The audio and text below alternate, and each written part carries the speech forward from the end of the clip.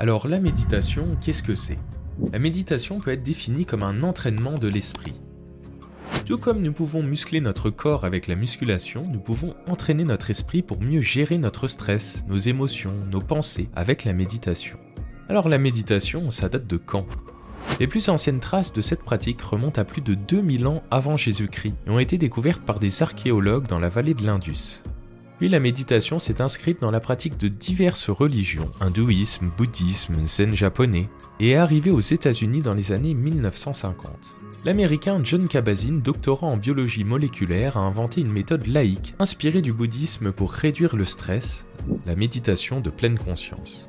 Cette forme de méditation consiste à se libérer du flot des pensées pour vivre le moment présent en portant notre attention sur notre corps et notre esprit, sensations, émotions, pensées ainsi que sur le monde extérieur. Mais ce n'est pas la seule forme de méditation, d'autres formes existent, voici les 4 principales. Alors comme d'habitude, j'ai seulement 2 minutes pour vous faire découvrir une pratique qui peut ajouter plus de positif dans votre vie. Donc si vous voulez tout lire, mettez la vidéo sur pause. Alors la méditation, comment ça marche ? La pratique varie suivant les formes de méditation, mais on peut commencer de la façon suivante. On s'installe assis ou allongé et on porte notre attention sur notre respiration et les sensations qui y sont associées. Et lorsque notre esprit s'égare dans nos pensées, vous allez voir, ça arrive très rapidement, il suffit alors de ramener notre attention de nouveau sur notre respiration et le moment présent. Faites ça 5 petites minutes, voilà, vous avez médité.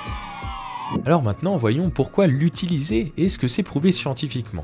Oui, la méditation est une pratique prouvée scientifiquement. Et les effets positifs qui ont été observés sur le corps et l'esprit sont si nombreux que je n'aurai même pas assez de 10 minutes pour tous les citer. Donc pour conclure, la méditation peut être pratiquée par petits et grands, seul ou en groupe, n'importe où et n'importe quand.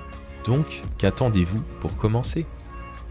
Alors si cette vidéo vous donne envie d'en savoir plus et de tester, j'ai réalisé spécialement pour vous sur cette chaîne plusieurs méditations guidées assez courtes. Je vous mets les liens dans la description.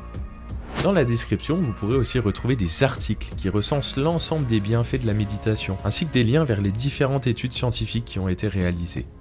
Vous en savez désormais plus sur cette pratique, alors testez, expérimentez, et si ça ajoute du positif dans votre vie, adoptez-la.